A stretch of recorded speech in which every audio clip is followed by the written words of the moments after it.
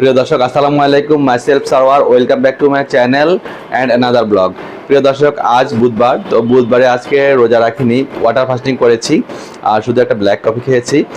আর এখন আমি ফাস্টিংটা করব। তো এখন মাগরিব আজান দিয়েছে, আমি এখন ফাস্টিংটা করব, নামাজ পড়ব। তো ফাস্টিংয়ে কী কী মেনু আছে সেটা তোমাদের সাথে এখন শেয়ার করব।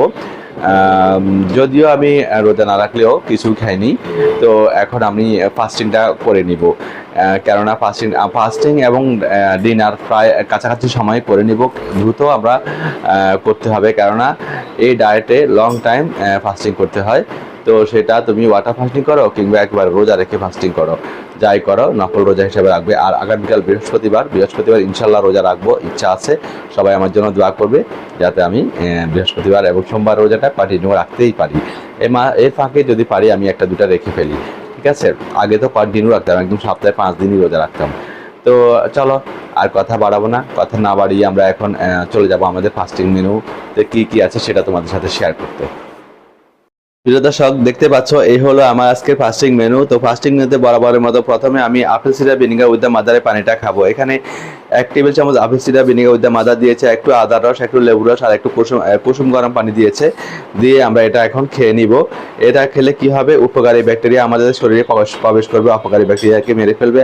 আর এটা খেলে আমাদের গ্যাসের ট্যাবলেট খেতে হবে না। এটা খুবই উপকারী, এখানে গুড প্রোবায়োটিক উপকারী ব্যাকটেরিয়া রয়েছে।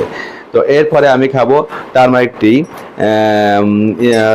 কারকুমা অর্গানিক টারমারিক টি, যেটা খেলে ইমিউন সিস্টেম বুস্টিং হবে, ইমিউন বুস্টিং।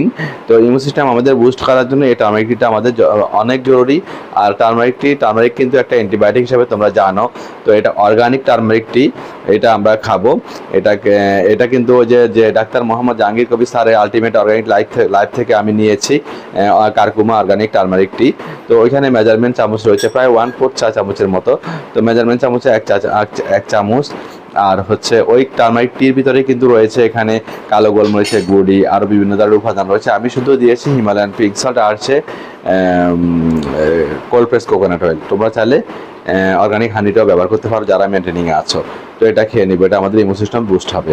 এরপরে আমি খাবো ঘিয়ে ভাজা দুটি ডিম, ঘিয়ে ভেজেছে ঘিয়ে ভাজা 2টো ডিম।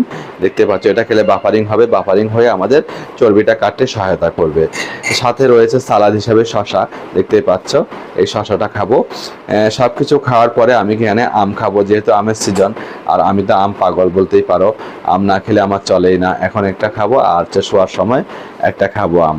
তো এইটুকু আমি আম খেয়ে থাকি। তো যেহেতু আমি মেনটেনিং আছি, আমি এই ফলটা খেতে পারবো। তোমরা যারা এখনও ওজন কমাতে চাও তোমরা খাবা না, যদি খাও ব্যায়াম করবে অবশ্যই। আমিও ব্যায়াম করি খাওয়ার সময়। যদি ভাত 1 কাপ খেতে হয়, লাল চা ডেকে চাটা লাল চালের ভাত, তাহলে আমি ব্যায়াম করি। রিচ ফুড খেলে ব্যায়াম করে নিই। আর এমনিতে ব্যায়াম একদিন পর আমরা ব্যায়াম করে নিই। তো প্রিয় দর্শক, দেখতেই পাচ্ছ এই হলো আমার ফাস্টিং মেনুতে তোমাদের কেমন লেগেছে অবশ্যই কমেন্টসে জানাবে। আর তোমরা কোনো প্রশ্ন থাকলে অবশ্যই কমেন্টস করে জানাবে, আমি উত্তর দেওয়ার চেষ্টা করবো। তোমাদের প্রতিটি লাইক এবং কমেন্টস আমাকে পরবর্তী ব্লগ তৈরি করতে অনেক উৎসাহ প্রদান করে। তো প্রিয় দর্শক বন্ধুরা, আজ আমরা এখানে বিদায় নিচ্ছি এই ব্লগ থেকে। সবাই ভালো থাকবে, সুস্থ থাকবে। আল্লাহ হাফেজ।